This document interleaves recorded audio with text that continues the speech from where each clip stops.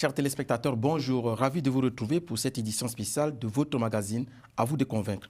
Aujourd'hui, l'actualité nous ramène du côté du Sénégal où nous allons analyser en profondeur les résultats du scrutin présidentiel qui s'est déroulé au Sénégal le 24 mars dernier. À mes côtés, je reçois des éminents invités.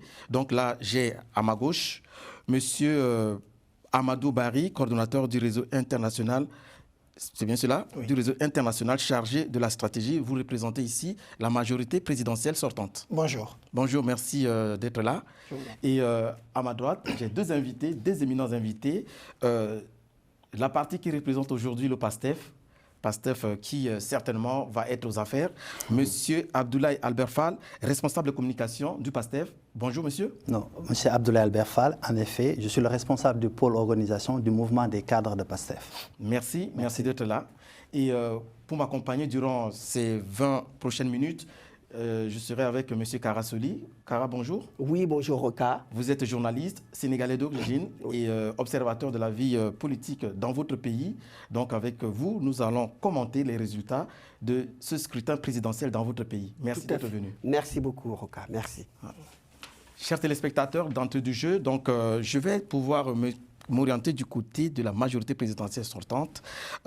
Monsieur, je voulais savoir quelles sont les premières réactions de votre camp suite à ces résultats? Alors, les premières réactions, elles ont été d'abord de féliciter le peuple sénégalais, de féliciter pour la maturité démocratique à laquelle on a assisté. Le Sénégal a encore une nouvelle fois montré que c'est une vitrine de la démocratie en Afrique et dans le monde même, j'allais dire. Donc voilà une première impression. La seconde serait de dire bravo à l'administration sénégalaise, cette administration qui a connu toute tentative d'intimidation, je dirais même une forme de calomnie à son égard, parce que tout simplement on l'a accusé de vouloir frauder les élections. Encore une fois, elle montre au peuple sénégalais qu'elle est en mesure d'organiser des élections. Elle est tellement rodée, ce dispositif d'organisation de ces élections, qu'on peut faire élire n'importe qui au Sénégal aujourd'hui. Merci beaucoup, M. Barry. Je vais retourner du côté de M. Fall. Oui. M. Fall, c'est la même question que je viens de poser à votre co-débatteur. Quelles étaient les premières réactions de votre camp suite à ces résultats? Dans un premier temps, nous avons été, c'est vrai, satisfaits du résultat. On l'avait annoncé depuis très longtemps que nous allions gagner ces élections au premier tour. Il y en avait qui pensaient que ce n'était pas possible, mais nous, on l'avait toujours cru à cette échéance-là sur ces élections. Nous félicitons, et je rejoins mon camarade dans ces félicitations, le peuple sénégalais, qui a vraiment fait preuve de maturité. Et surtout qui a fait preuve de maturité dans le choix et dans la manière dont ce choix a été opéré. Parce que quand on voit les chiffres qu'on nous annonce, on sait que c'est un choix très clair, qui ne donne lieu à aucune contestation. Mais pour nous aussi, sur le cours de ces satisfactions, nous avons aussi été pris par tout ce qui s'est passé avant. On est passé par un long chemin avant d'arriver à cette victoire du dimanche dernier. Et c'est ce mélange de sentiments qu'on a eu. Oui, nous avons été joyeux dimanche soir. C'était la fête. La fête, oui, plus ou moins. Mais nous sommes au travail. Parce que le peuple et le pays attendent beaucoup de nous. Merci, très chers invités d'avoir planté ce décor. Je vais me retourner du côté de mon confrère Kara Soli. Monsieur Kara, les premiers résultats placent largement en tête le candidat anti-système, dit-on, Bassirou Diomaye Faye, parmi les 17 en liste, on va dire 19, oui. Moins les 2 qui ont désisté.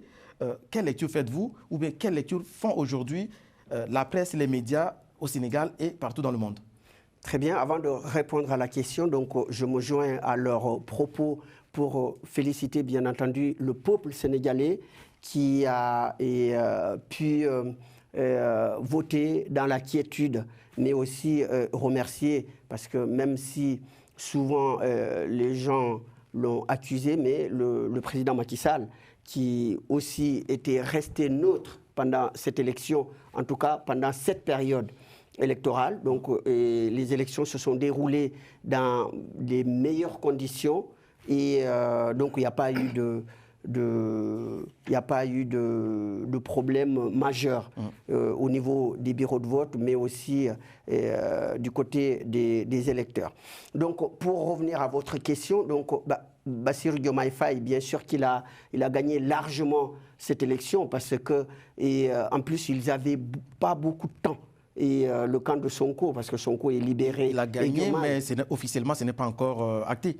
Oui, mais c'est comme en France, hein, du moment où les premières tendances donnent le vainqueur, donc en ce moment, donc les autres lui ont félicité parce que c'est la démocratie, la maturité de la démocratie sénégalaise qui s'est exprimée. Voilà les tendances, effectivement, sans vous couper, 57,4%. Exact, selon les estimations actuelles. Donc il reste juste à la Cour, le Conseil constitutionnel ou la Cour suprême pour valider ces résultats. Donc, mais d'après ce que nous savons, en général, les résultats du Conseil constitutionnel ou de la Sénat ne seront pas très, très éloignés de ces résultats publiés.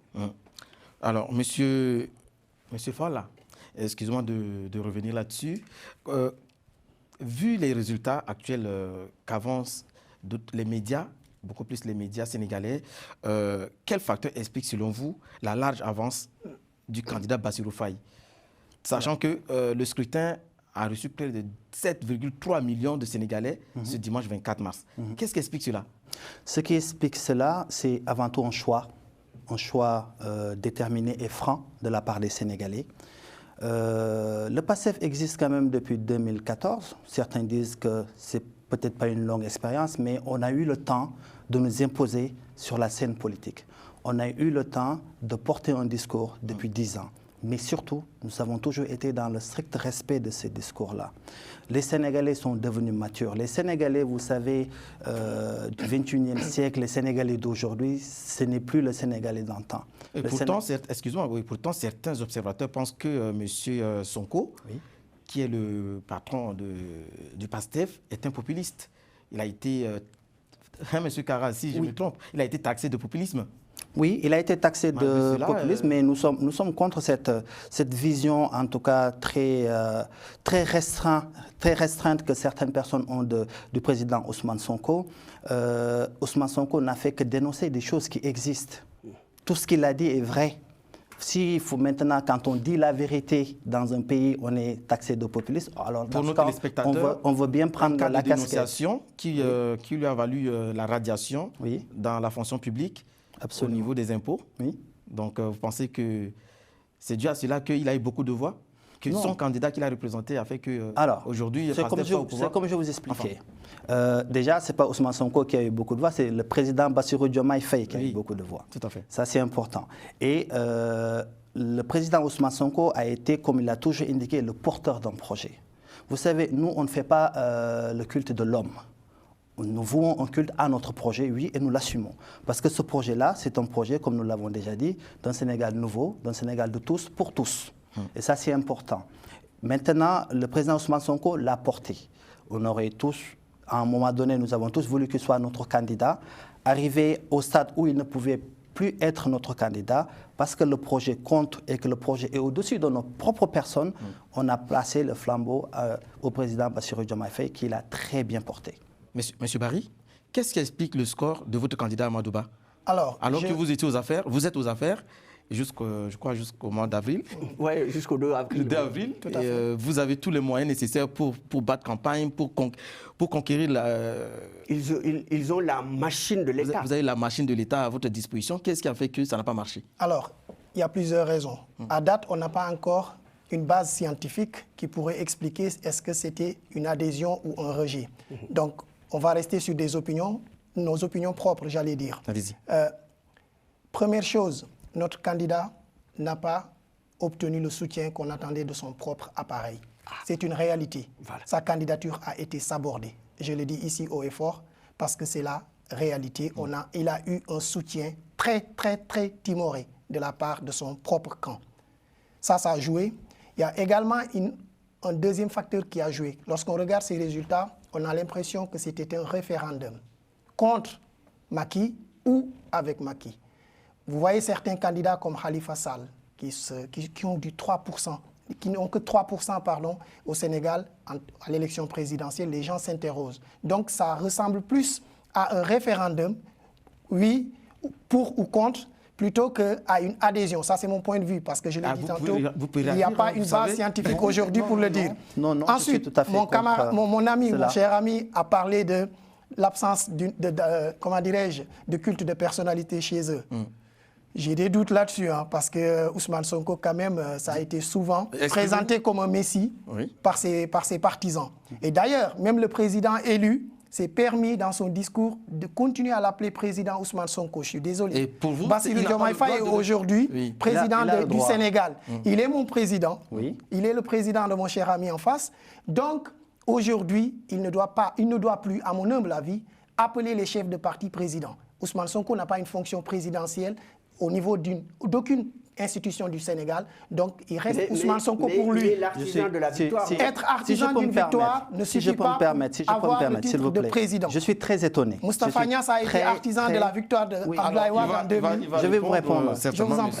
Nous avons tous écouté le dialogue qui s'est passé il y a si peu de temps au Sénégal et je suis très étonné d'entendre ça. Le président Macky Sall a appelé tous ses confrères, monsieur le président de tel parti, le président de tel autre parti. Donc la question, elle est dite.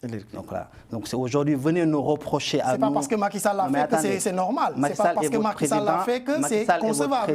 On peut contester, même si c'est Macky Sall qui l'a fait. Certes. Les présidents sont les présidents qui sont à la tête des institutions du Sénégal. Un président de l'Assemblée nationale, on peut l'appeler président. Cela n'en fait pas moins que Ousmane Sonko. C'est votre point de vue et j'ai le mien. Et mon point de vue, c'est que Ousmane Sonko mérite bien le fait qu'on l'appelle le président Ousmane Sonko. Vous pouvez l'appeler un président en tant que militant, oui, mais pas le président de la République. Le commissaire Kara, qui est aussi là comme observateur, mais journaliste, à son point de vue à donner sur ce sujet. Je voulais vous dire, vous avez dit un mot qui est intéressant. Vous avez dit que Amadouba n'avait pas l'appareil politique. Il n'a pas bénéficié du soutien comme il fallait. Du soutien de l'appareil politique de Benno Bokk Yakaar comme il fallait. Tout à fait.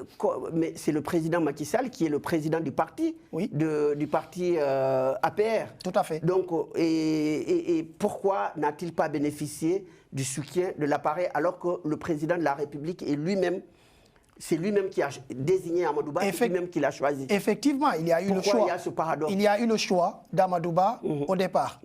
En cours de route, vous êtes un témoin, vous êtes vraiment observateur de l'actualité de la politique sénégalaise, j'allais dire. Vous avez constaté que ce choix a été contesté par ses propres camarades. Et même le président Macky Sall, dans sa démarche, et n'était-il pas possible de changer ce candidat nous, les en cours de militants, route, qui étions là pour porter la candidature d'Amadouba. Pourquoi on n'a pas changé le candidat Amadouba si vous avez constaté cela? Que sa candidature n'adhérait pas, adhérer tout le monde. Certains ont tenté. Certains ont tenté. Peut-être que si les élections avaient été positionnées le 2 juin, on en serait actuellement à parler de changement. C'est grave. Ce n'est pas sûr. C'est grave. C'est une supposition que je dis. C'est grave. Il n'y a rien de grave. Pourquoi vous dites que c'est grave? Pourquoi je dis c'est grave? Je termine juste là.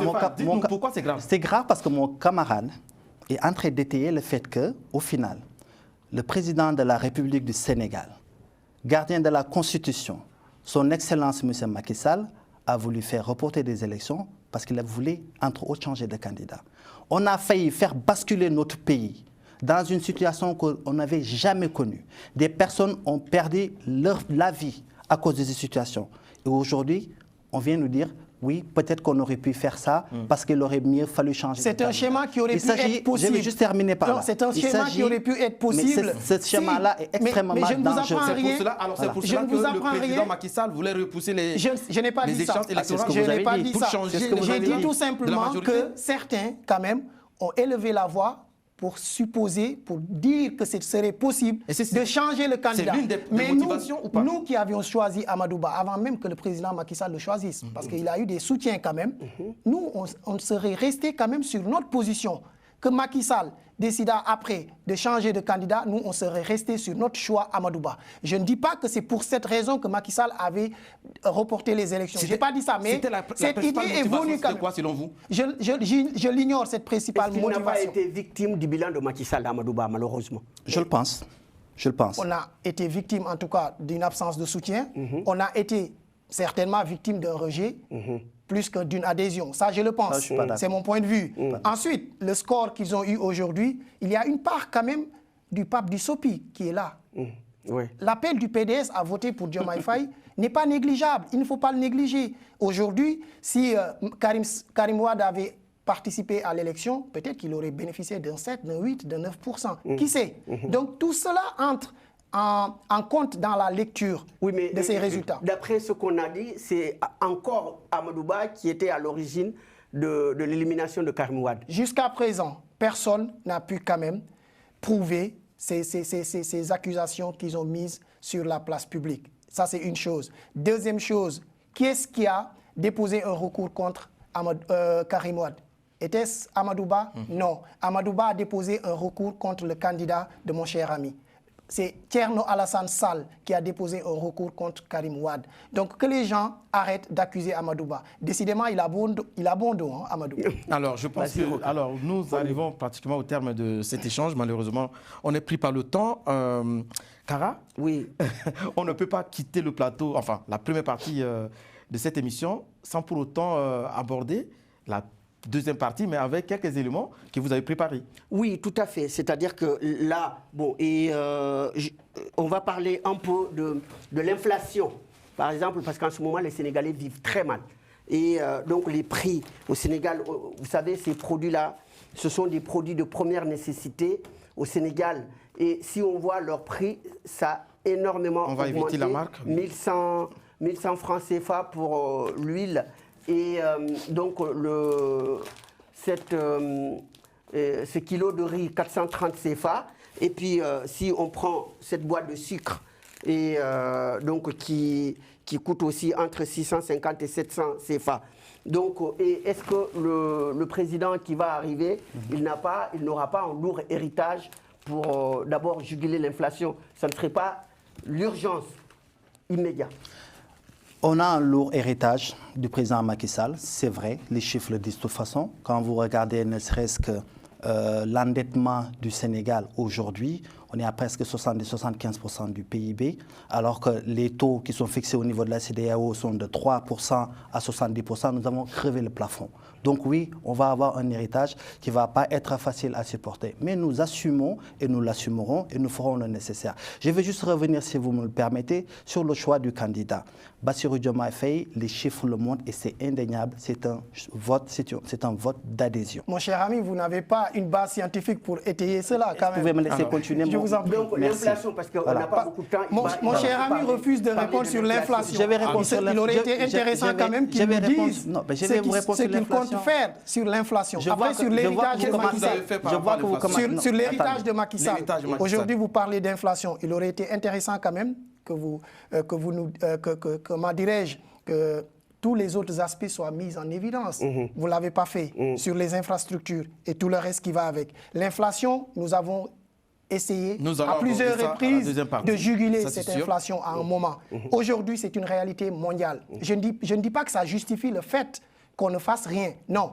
On a tenté de faire des choses par le passé. Aujourd'hui, c'est une crise mondiale. Mais vous n'avez pas réussi. C'est ça aussi la continuité de l'État. Ils vont hériter des infrastructures qu'on aura mis sur place. Ils vont hériter de beaucoup d'éléments positifs du bilan de Macky Sall. Comme ça a été le cas pour aujourd'hui, ils vont hériter de cette inflation. J'aurais aimé qu'ils nous disent on va pas ériger Macky Sall en saint parce qu'il a fait le minimum requis. Qu'est-ce qu'ils vont faire alors? Qu'est-ce qu'ils vont faire face à l'inflation?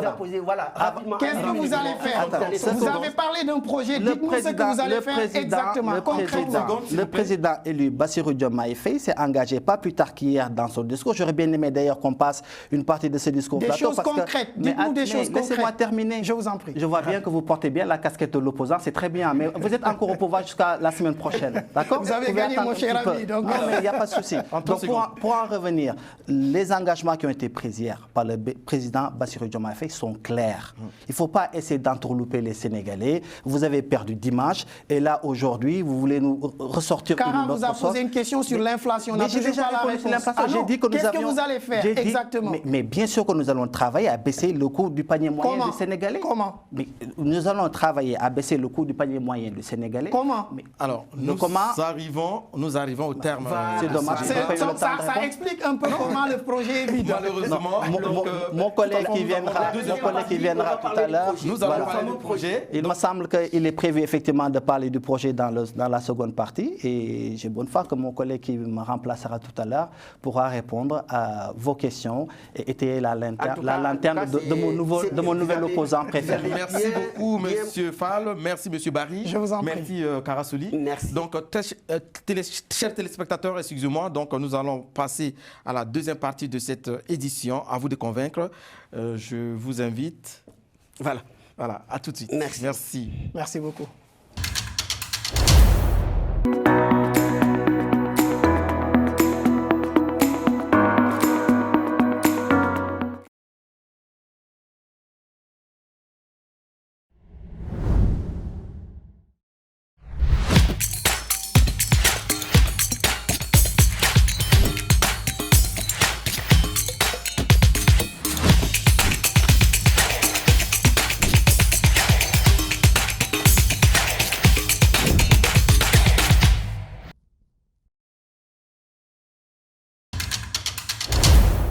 Mesdames et messieurs, nous revoilà pour la deuxième partie de cette édition spéciale consacrée au scrutin présidentiel au Sénégal dans votre émission « À vous de convaincre ».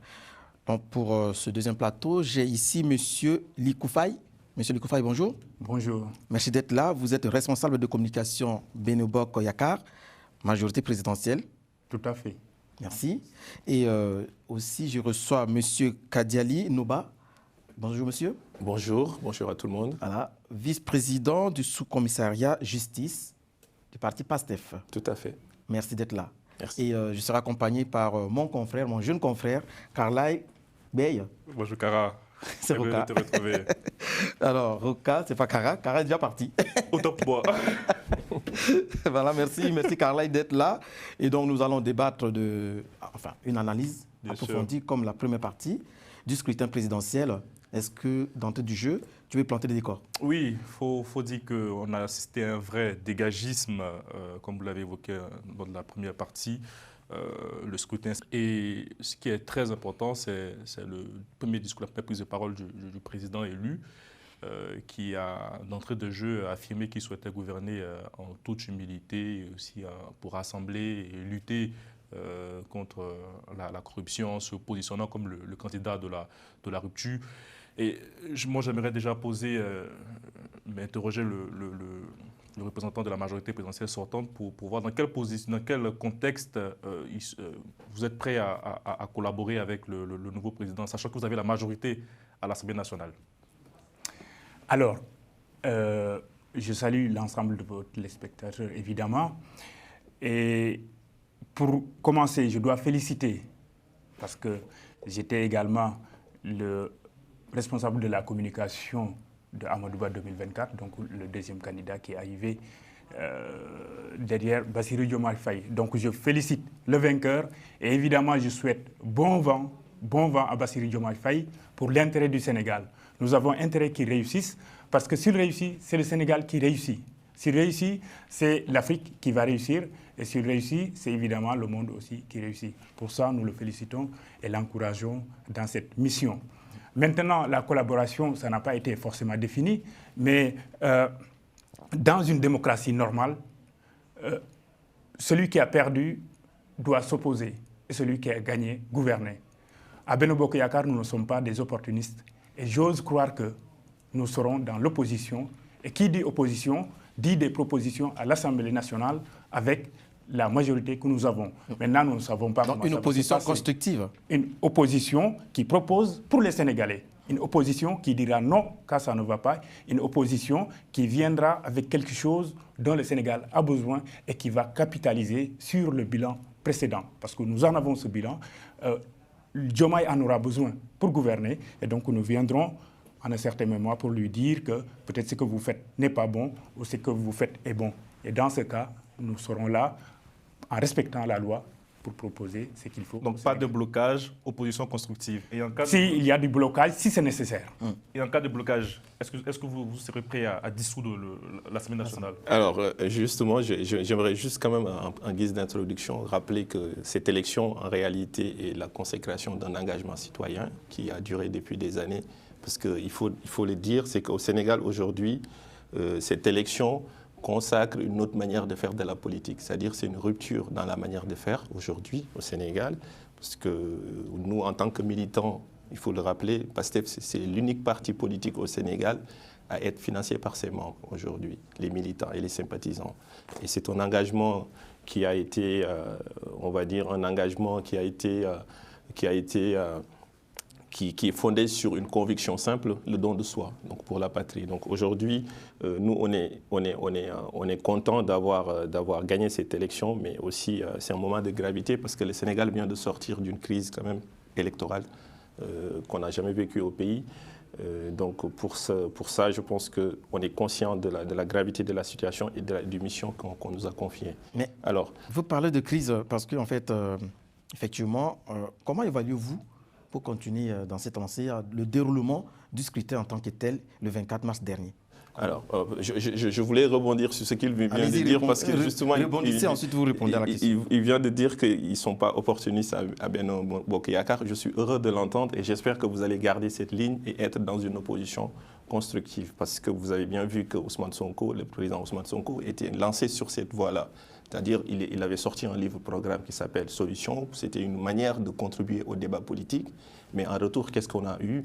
Un gouvernement qui s'attaquait à une personne sur des sujets dont je n'ai pas besoin de revenir là-dessus. Donc je suis content de l'entendre et j'espère que vous allez continuer sur cette voie. Parce que le Sénégal en a besoin et la situation dans laquelle on était, on n'a plus besoin en fait de vivre cette situation parce qu'on est tous des frères et sœurs. Alors, pour votre question... L'évaluation du processus électoral dans son ensemble. Alors, dans son ensemble, on a eu des doutes depuis le début avec tout ce qui s'est passé. Mais il a sécurisé même le scrutin. Voilà. Mais on est content parce que chez PASTEF, on a quand même des ingénieurs informatiques, on est des militants engagés, on a suivi tout le processus avec des vérifications pour sécuriser le vote. Donc quasiment dans tous les bureaux de vote, on a eu des représentants et vous l'avez bien vu, la stratégie qu'on avait proposée, c'était d'avoir 3 candidats. Donc ça veut dire que dans chaque bureau de vote, on avait la possibilité d'avoir 3 représentants. Tout s'est très bien déroulé. Donc nous, on est contents. Le scrutin, on avait des doutes, mais il faut le reconnaître, il faut saluer les mesures prises par le président de la République ainsi que l'administration en fait, de l'État, l'administration publique. Donc tout s'est très bien passé et c'est le Sénégal qui gagne finalement. Je me rebondis sur ma question sur la dissolution. Est-ce qu'il faut dissoudre l'Assemblée nationale en cas de blocage? En cas de blocage, je pense que c'est une réponse évidente, oui, parce qu'on est élu sur la base d'un programme. Ouais. Donc si aujourd'hui, on n'est pas encore dans le délai pour pouvoir dissoudre, parce que pour dissoudre l'Assemblée nationale, en septembre, ce sont en 2 ans. Donc d'ici, on verra bien comment la collaboration va se faire et que, comme il l'a bien dit, ils seront une opposition constructive. Donc j'espère qu'ils seront constructifs, les membres de Benno Bokk Yakaar, et je serai heureux de voir comment ça va se passer. Il y a quasiment une cohabitation, Roka. Alors, donc pour gouverner, il faut un Premier ministre. C'est ça. Oui, il faut un Premier ministre, effectivement. Pensez que Ousmane Sonko pourrait éventuellement être un bon Premier ministre? Alors ça, je ne pourrais pas me prononcer. Doit être fait d'ici quelques temps. Oui, c'est une prérogative qui relève des pouvoirs du président de la République, donc je ne pourrais pas m'avancer là-dessus. Est-ce qu'il serait un bon Premier ministre et avec plus de pouvoir? Moi, personnellement, si vous me posez la question, je dis que je le pense, parce qu'il a été un bon leader. Vous êtes là pour répondre aux questions. Oui, mais je dis, moi, personnellement, à titre personnel, je dis que je le pense. Mais pour maintenant, aujourd'hui, pour le parti, c'est au président de la République de décider la personne la plus habilitée pour occuper ce poste de Premier ministre. Et ensuite, on verra la suite. Alors, avant de nous quitter tout à l'heure dans la première partie, nous avons parlé de l'inflation, les legs de la majorité au président entrant. J'aimerais savoir quels sont les défis auxquels le président sera confronté concrètement en dehors de l'inflation et les priorités que votre parti et le nouveau président, vous allez mettre en place pour le bien des Sénégalais. Alors, avant de donner la parole à votre co-débatteur, bien entendu. Okay. Alors, le discours, on l'a tous écouté. Il a défini quelques priorités. Donc, l'un des premiers axes, c'est la réconciliation nationale. Donc, je pense qu'il faut il faut réconcilier les Sénégalais. Ça passe par quoi? Un gouvernement d'union nationale ou quoi? Alors, pour nous, la réconciliation passe par la justice. Donc, ça veut dire qu'aujourd'hui, les Sénégalais, il y a eu beaucoup d'injustices dans notre société ces dernières années. Il y a aussi une loi d'amnistie. Hein. Alors, la question de la loi d'amnistie, pour le moment, on en reviendra dessus, mais je vais rester juste pour dire que la réconciliation, on en a besoin. Donc, il faut partir, tendre la main à tout le monde pour dire que la justice n'est pas la vengeance, comme l'a bien dit le président nouvellement élu.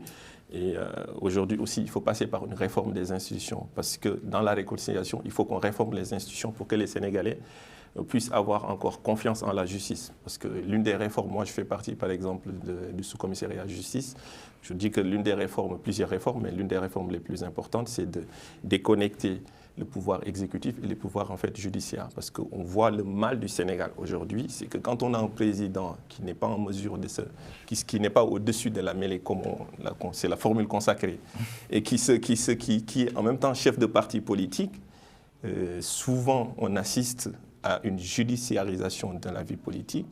Bon, je ne vais pas refaire l'histoire, mais on la connaît. Aujourd'hui, l'une des propositions que la coalition Diomaye avait faites, c'est de dire que le président de la République et le ministre de la Justice vont sortir en fait, du Conseil supérieur de la magistrature dans un premier temps. Dans un second temps, on coupe le cordon ombilical entre le ministre de la Justice et le procureur de la République. Vraiment indépendante. On veut qu'une justice qui soit indépendante. Donc, pour vous, M. Diomaye Faye ne doit pas nommer le ministre de la Justice ou les magistrats doivent être comme aux États-Unis? Alors, quel est le système que vous voulez mettre en place pour que la justice soit indépendante? Ce n'est pas le sens de mon propos. Je n'ai pas dit exactement. Je dis juste que le ministre de la Justice fait partie du gouvernement. Alors, juste, je reprécise les choses. C'est que le ministre de la Justice fait partie du gouvernement. Mais aujourd'hui, dans le système judiciaire sénégalais, c'est que le ministre de la Justice peut donner des instructions écrites au procureur de la République pour poursuivre et que le procureur de la République ne peut pas agir autrement. C'est-à-dire qu'il est obligé de se conformer aux instructions du ministre de la Justice. Et nous, dans notre programme, on envisage de couper ce cordon ombilical, c'est-à-dire que le ministre ne serait plus en mesure de donner des instructions écrites. Et donc, c'est le procureur qui va représenter le peuple et qui va décider de l'opportunité des poursuites ou pas. Et donc, alors, de ce point de vue-là, on pense qu'on va... Voilà. Effectivement. J'ai beaucoup parlé, je vais laisser parler. La priorité pour vous, c'est la réforme des institutions d'abord. Ce n'est pas l'inflation, ce n'est pas la dette qui est à 76% du PIB. Voilà. Non, il y en a plusieurs, mais je rebondirai. Selon vous, quel serait le... Si tu peux... Bien sûr. Quelle est la priorité aujourd'hui pour le nouveau gouvernement? Je pense que la priorité du nouveau gouvernement, c'est de s'occuper de tous les sujets. S'occuper de tous les sujets, ça commence d'abord par les sujets de base, à savoir manger.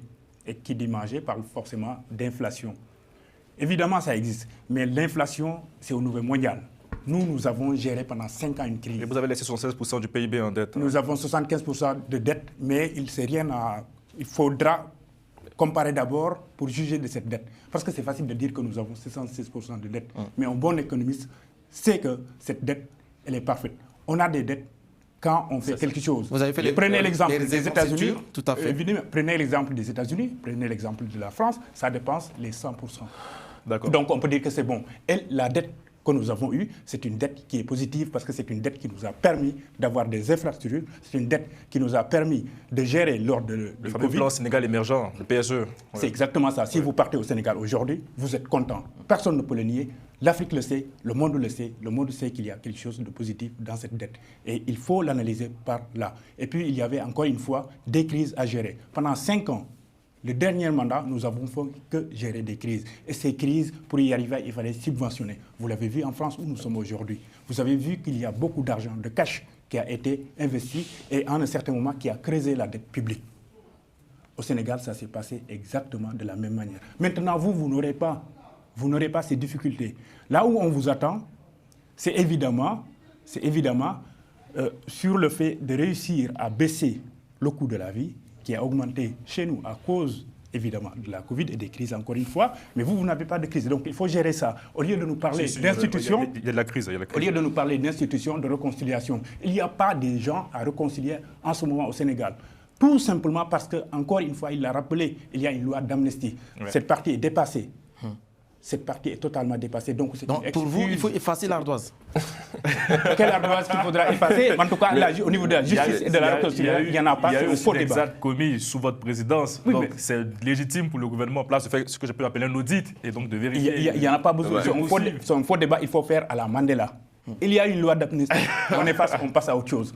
On ne vous sait pas êtes qui est doué le quand même coupable. pour dire ce qu'on doit faire, Oui, mais bon, parce que vous étiez au pouvoir depuis toutes ces années. Quand et on puis était au vous avez pouvoir, pas- on a fait une loi d'amnistie, et tout simplement parce qu'il Mais y a c'est moi voulu par le qui président. avaient... Personne n'est demandeur. C'est le président qui est uniquement responsable. Si vous me laissez finir, en tout cas, je vous dirais, vous ne Oui, pouvez mais pas je voulais juste vous le accuser dire. un président parce qu'il y a à un certain moment des gens qui ont appelé à aller tuer des gens, à aller piller des magasins, et donc ils n'ont pas été arrêtés pour mais rien. Je ne vous ai pas coupé, je continue si vous me laissez terminer. Donc on ne pourra pas mettre le dos des gens qui sont partis négocier une amnistie en douce avec le président et revenir dire quoi que ce soit. Je pense que mon camarade l'a dit tout à l'heure, à un certain moment, il y a des gens qui ont décidé de faire de sorte que le candidat de Benno Bokk Yakaar perde.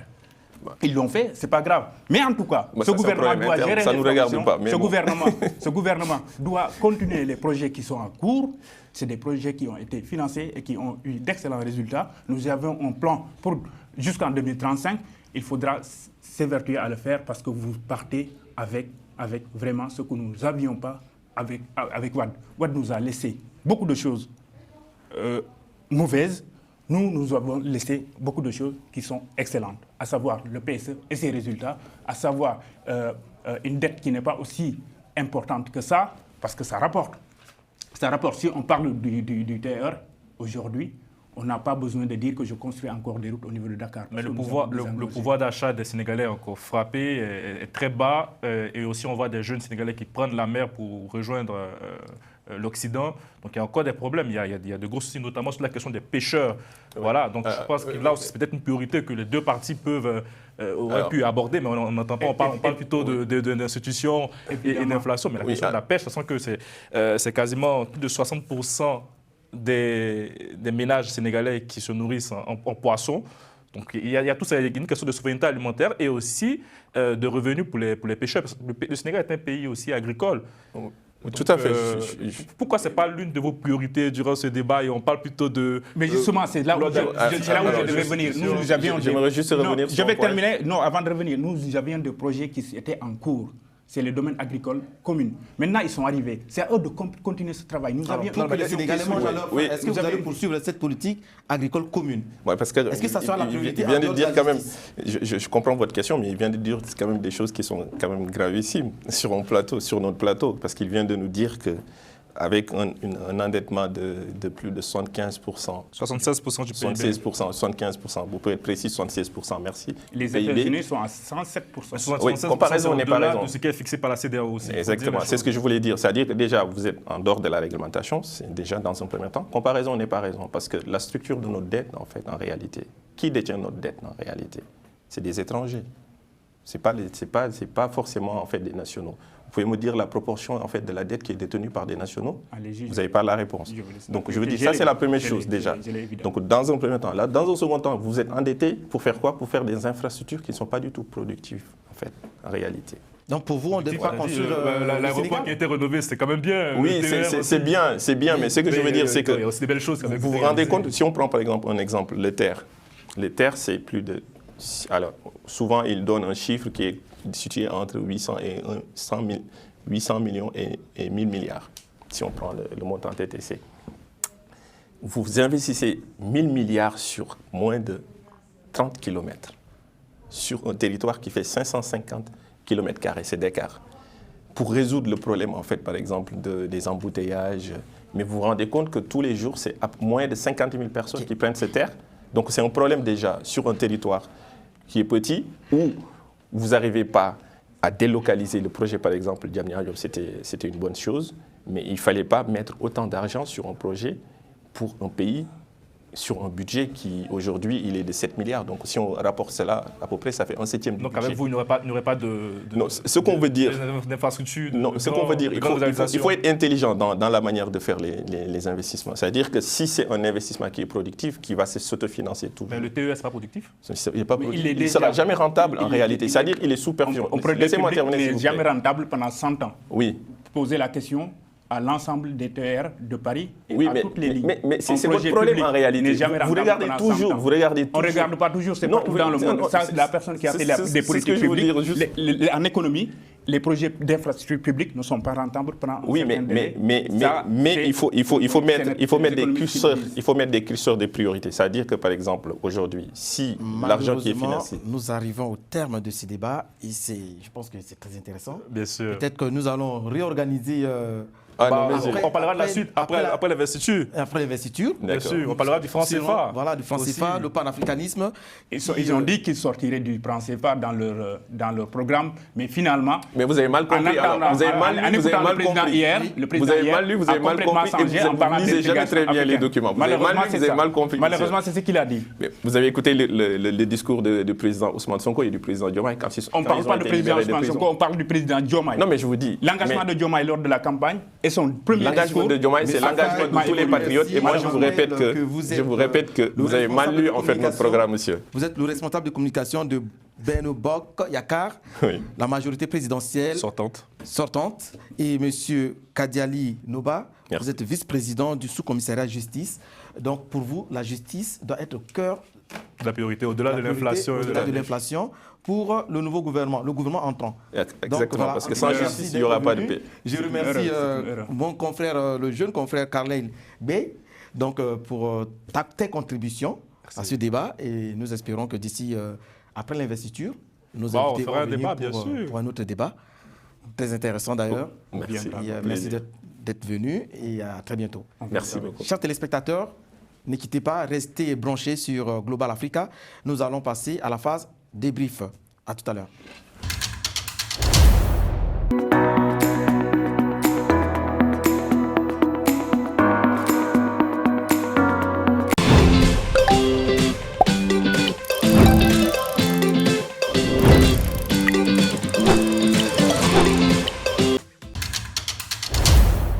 Chers téléspectateurs, je vous retrouve pour ce moment de débrief avec mes 3 invités qui sont sur le plateau. Je reçois M. Tchèque Keïta. M. Tchèque Keïta, bonjour. Bonjour. Vous êtes ambassadeur d'Organisation mondiale pour la promotion des petites et moyennes entreprises à Genève, Suisse, mais aussi président de l'Observatoire panafricain du numérique pour le développement. C'est bien cela? C'est bien cela, merci bien. Merci d'être là. Très heureux d'être là. Merci beaucoup. Nous sommes dans les studios de Global Africa. Donc aussi, M. Emmanuel Dupuis, à ma droite. Bonjour, Oka. Bonjour, Emmanuel. Vous êtes observateur, géopolitologue, mais surtout président de l'Institut Prospective et Sécurité en Europe, IPSE. Merci d'avoir répondu à cette invitation. Plaisir. Et pour moi. Nous allons faire le débriefing du débat, des 2 premiers plateaux que nous avons eu tout à l'heure, mais surtout du scrutin présidentiel au Sénégal. Kara Soli, qu'on ne présente plus, bonjour. Bonjour. Vous êtes journaliste, observateur de la vie sociopolitique au Sénégal, votre pays. Comme je le disais, d'entrée du jeu, nous allons faire un débriefing. Oui. De tout ce qui s'est passé jusque-là. Tout à fait. Kara, je vais vous poser ma première question, en commençant par l'évaluation de ce scrutin présidentiel au Sénégal, mais surtout au niveau de la diaspora, vu que vous aussi, vous avez participé à ce scrutin au niveau de Paris. Tout à fait. Donc, j'étais électeur, j'ai voté. Hein. Je ne vais quand même pas te dire pour qui j'ai voté, mais tu dois t'en douter. Et donc, j'ai toujours été du côté des vainqueurs. Hein. Bon. Mais ce que je voulais dire, c'est que le Sénégal avait traversé des moments très difficiles. Et tout le monde l'a constaté. Et donc les Sénégalais se sont massivement mobilisés pour pouvoir tourner la page de ce régime. Et je crois que le résultat l'a démontré. Donc aujourd'hui, les Sénégalais respirent en quelque sorte parce que c'est ce qu'ils disent. Aujourd'hui, ils respirent, ils ne sont plus stressés parce qu'ils ont l'impression qu'ils ont été stressés par le régime Macky Sall, donc qui a mené une répression sur les militants de PASTEF et de son chef et de ses chefs, hein, parce que Diomaye Faye, le nouveau président, est sorti de la prison et maintenant il va aller au palais présidentiel. Ce qui est inédit, c'est Nelson Mandela qui a connu ça en Afrique. Donc aujourd'hui, Diomaye Faye aussi a connu cela. Donc c'est ça qu'on peut voir sur l'élection. Mais aussi, donc, en dehors de la mobilisation, eh bien, l'organisation a été parfaite parce qu'il n'y a pas eu d'incident. Et puis, les fraudes que les acteurs craignaient n'ont pas eu lieu. Donc, le scrutin s'est déroulé dans des conditions optimales, comme on dit, et puis le résultat est rapidement publié. Des résultats qui sont publiés en instant T via les plateformes Facebook, WhatsApp, les réseaux sociaux. Exact. Parce que comme en France, au Sénégal, après l'élection, les résultats ne traînent plus, les médias s'y mêlent et puis on publie les résultats et maintenant tout le monde connaît le nouveau président du Sénégal. Alors, juste à votre côté, nous avons M. Emmanuel Dupuis. Emmanuel, alors, je pense que le président élu, Ousmane Sonko, enfin, excusez-moi, monsieur presque. Voilà, Bassirou Faye, qui va être confronté à des défis énormes. Selon vous, ce seraient lesquels ces défis, surtout sur le plan international? Il a évidemment de nombreux défis intérieurs, mais je crois que vos deux précédentes émissions, on en parlait. Peut-être on devrait s'attarder sur les enjeux internationaux. Le premier enjeu auquel devra faire face Bassirou Diomaye Faye, c'est la légitimité. Il a été élu parce que son partenaire de prison et son partenaire de l'inspection des impôts, avec l'absus, j'ai dit Ousmane Sonko est présent, très présent. Je ne dis pas qu'il a été élu par défaut, mais en tout cas, en gros, il y a deux présidents. Un président de vote et un président de cœur. Donc, que va devenir Ousmane Sonko? Quelle va être l'articulation entre les deux? Alors, selon vous, l'avenir d'Ousmane Sonko? Moi, je fais un peu de projection. Oui. Je pense qu'Ousmane Sonko, déjà, va être gracié, lui permettant d'être rééligible.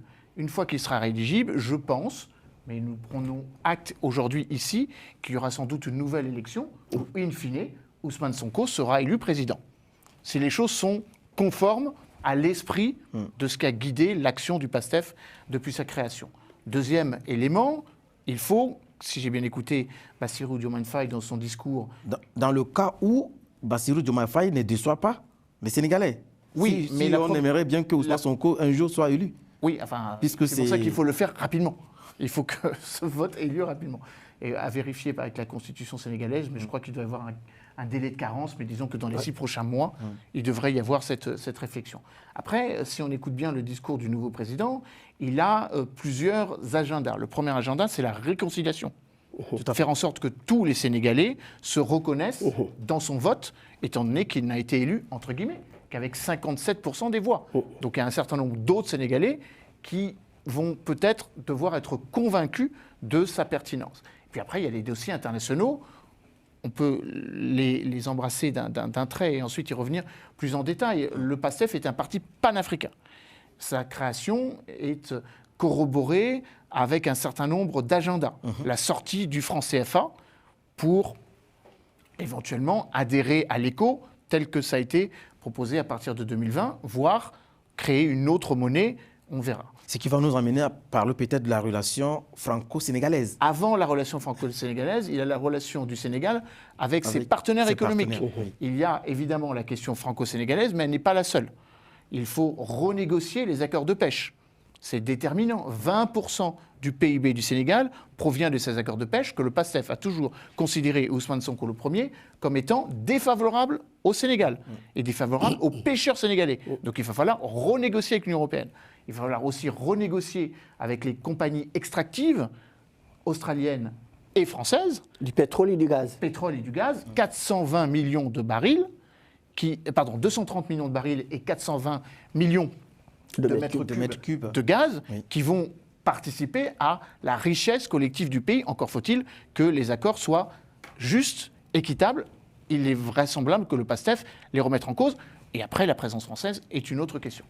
Merci, présence Emmanuel. militaire française, c'est une autre question. Merci pour avoir planté ce décor, surtout au niveau panafricain, mais aussi franco-sénégalais. Je me retourne du côté de monsieur l'ambassadeur, M. Tché Keita, ambassadeur, comme je le disais, président de l'Observatoire panafricain du développement numérique. Ici, il y a des défis. Il y a des défis économiques. En tant que chef d'entreprise, vous le savez, le président élu Faye sera confronté à ces grands défis. Selon vous, ce seraient lesquelles comme priorité? D'abord, je commencerai par féliciter le peuple sénégalais par sa maturité politique et par le choix exemplaire qu'ils ont validé. C'est l'histoire du pays qui continue avec une vérité, avec un exemple sur l'Afrique. Nous avons connu ce pays, un pays vraiment démocratique, et les rouages de surveillance des élections, c'est quand même une leçon de démocratie pour tous les pays africains. D'ailleurs, j'aimerais que le Sénégal apporte sa contribution à d'autres pays pour réguler, pour donner l'exemple comment on peut surveiller une élection sans hi, sans ha, pour que ces élections se passent très très bien, comme ça s'est passé au Sénégal. Alors ça, c'est un défi permanent que nous avons en Afrique, parce que les pays sont différents, les problématiques sont différentes, mais les enjeux cruciaux de ce pays sont aujourd'hui la problématique de la jeunesse, comme l'a dit Emmanuel, les accords de pêche, l'international, la monnaie. Il est en face de défis cruciaux pour le Sénégal. Oui. C'est un jeune pays qui doit construire maintenant une certaine façon de gérer le pays et aussi la relation internationale. Il a dit plein de choses dans son programme. J'espère que finalement, il va valider les acquis et les compétences avec la diaspora qui a été une diaspora mobilisée pour le PASTEF. Et j'espère qu'il va utiliser ce levier-là pour faire venir les diasporas, comment dirais-je, qui sont qualifiés pour rassembler autour d'un concept de son programme pour réussir simplement pour le Sénégal. Dans son discours, M. Faye a prôné le renouveau institutionnel et l'engagement africain.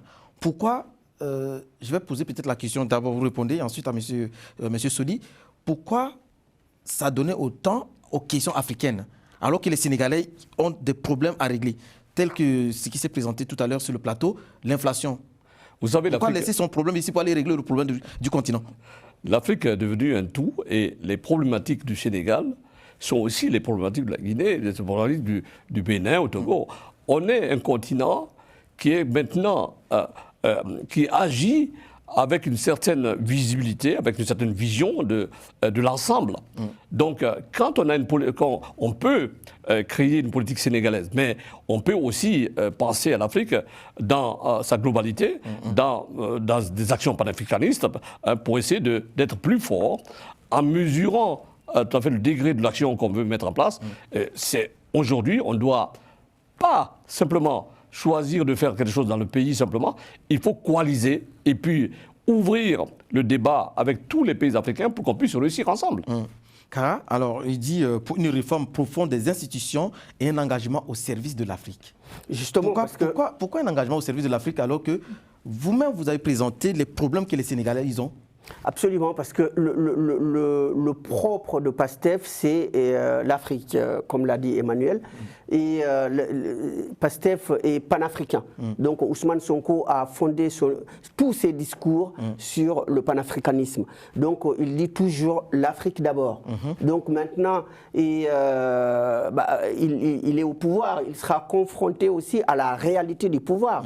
Et vous savez que c'est pas facile. Il n'y a pas que le discours. Voilà. On peut faire des discours dans l'opposition, mais quand on est confronté à la réalité, donc on sait que l'Afrique est très dépendante des autres nations. Tout est importé en Afrique. Donc tout ce qui est consommé sur place est importé. Donc l'Afrique ne peut pas se passer du reste du monde. Exactement. Ce qui va m'amener vers Emmanuel en disant l'Afrique ne peut pas se passer du reste du monde. Je ne vais pas parler du monde, je vais te poser la question à un franco-français, purement français. Emmanuel, alors, quand vous entendez le président élu, Bassirou Diomaye Faye, parler de l'Afrique, mettre l'Afrique au cœur de ses actions à venir, est-ce que ça ne fait pas peur au gouvernement français, par exemple, comme quoi il peut tourner le dos à la France? À la France, tout simplement. C'est un élève de perdu que vous allez. Déjà, vous avez en vue? Je ne suis pas le gouvernement français. Donc vous êtes français, donc vous suivez la politique. Je ne pourrais pas me parler. France-Afrique. Je ne pourrais pas évoquer cela en son nom. Par contre, non, je suis plutôt rassuré. Premièrement, parce que j'ai bien écouté ce qu'a dit le nouveau président Bassirou Diomaye Faye. D'ici son intronisation, à partir du 15 avril prochain, et la fin du mandat, le 2 avril prochain de Macky Sall, il a évoqué, en tout cas en termes de paroles, des paroles apaisantes. Là, il parle de souveraineté, ça veut dire qu'à un moment donné, il faut... Mais vous savez que les Français sont très à cheval sur la souveraineté, et que la souveraineté ne se résume pas à la souveraineté française, la souveraineté de toutes les nations. Absolument. Et il est utile que chaque nation recouvre sa souveraineté. Il peut très bien y avoir, dans le cadre du respect de l'intégrité territoriale, de la souveraineté nationale, une réflexion sur la présence militaire, économique de la France en Sénégal. Je l'appelle de mes voeux. Vous pensez que d'ici D'ailleurs, là, il y a une mission, je vous le rappelle... il va y avoir des manifestations pour que la France retire sa base militaire du Sénégal? Je n'ai pas compris que le président voulait retirer la base militaire du Et Sénégal. si ça arrivait, est-ce que je pense que la France va bien prendre cela? C'est pas la question. Si ça arrive, la France prendra acte. Et la France ne va pas s'arrimer à une décision qui appartient aux Sénégalais. Par contre, je me précise et j'insiste, je n'ai pas entendu le président dire que cela était à l'ordre du jour. Par contre... C'est une projection, on va dire. Non, je n'ai pas Comme entendu. certains pays d'Afrique qui, à un moment donné... Ne comparez pas ce qui n'est pas comparable. Okay. Le Sénégal n'est pas le Sénégal n'est pas le Tchad, le Sénégal n'est pas le Mali. Le président du Sénégal n'est pas arrivé au pouvoir par un coup d'État militaire. Ce n'est pas un militaire, c'est un responsable politique. Il faudra respecter la volonté des 18 millions de Sénégalais qu'il représente en tant que président élu. Et s'il faut faire évoluer la présence militaire française au Sénégal, eh ben, elle évoluera. Je rappelle que Jean-Marie Bockel, ancien ministre, sénateur honoraire, a pour mission d'expliquer aux autorités du Sénégal, du Gabon, de la Côte d'Ivoire et du Tchad les raisons pour lesquelles nous devons redéployer notre positionnement. Encore une fois, je vous rappelle un dernier fait, et j'en resterai là, que notre base est une base non seulement avec la présence de 350 militaires français dans ce qu'on appelle les FFS, les Forces françaises du Sénégal, dans le camp Leclerc, mais que c'est surtout une base à vocation régionale où nous formons des officiers, sous-officiers sénégalais. Et nous les formons aux métiers dont ils ont besoin et aux expertises qu'ils ont besoin d'acquérir dans la sécurité maritime, la lutte contre la piraterie, la cyberdéfense, et que ça, je ne crois pas que ce soit dans l'intérêt des forces armées sénégalaises de tirer un trait sur cette présence. Merci Emmanuel. Alors je pense que nous arrivons au terme de cet échange, de ce débriefing. Monsieur Keïta, monsieur l'ambassadeur, alors par rapport à cette question de l'Afrique, du panafricanisme dont vous êtes le président de l'observatoire en question, qui prône Bassirou Diomaye Faye avec son acolyte Ousmane Sonko, qu'en pensez-vous pour terminer? On ne peut pas réussir avec soi-même. On réussit avec les autres. C'est le principe. L'international, c'est le principe de la coopération claire. Mais alors je reviendrai sur un fait, c'est qu'il faut quand même noter que les dirigeants et les leaders africains ne sont pas dans un combat contre la France. Ils sont dans un combat pour rectifier un certain nombre de choses dans la coopération entre la France et l'Afrique. Donc tout ne va pas s'écrouler parce que Diomaye Faye est venu au pouvoir. On parle de son panafricanisme. Je voulais faire un point à ce niveau-là. De son panafricanisme, c'est l'essence même des choses. Vous savez, il faut que l'Afrique se reconcentre d'abord sur l'essence même de ce qu'il est. L'Afrique s'est construite sur des bases de collaboration et des entités plurielles, c'est-à-dire les États. Lorsque les pays ont commencé à combattre pour avoir leur dignité, leur indépendance, il a fallu une association d'expertise et de collaboration. Donc nous sommes panafricains et les pères fondateurs de nos nations ont prôné cet objectif qui est le panafricanisme, qui est l'union du bon sens, l'union économique et l'union tout à fait politique. Donc je pense que nous irons vers ça. Et à ce moment, l'Afrique sera une grande Afrique comme nous le rêvons. Merci beaucoup, M. Keïta. Je rappelle que vous êtes l'ambassadeur de l'Organisation mondiale pour la promotion des petites et moyennes entreprises à Genève et aussi président de l'Observatoire panafricain du numérique pour le développement, OPND. Merci d'avoir répondu à cette invitation. Et je remercie aussi mon cher ami Emmanuel Dupuis, président de l'Institut Prospective et Sécurité en Europe, IPSE, et géopolitologue. Enfin, mon très cher Karasoli, journaliste, observateur de la vie sociopolitique au Sénégal. Je vous remercie d'être venu. Très chers téléspectateurs, je vous remercie de rester et de suivre durant ces 1 heure notre débat sur Global Africa et à la prochaine.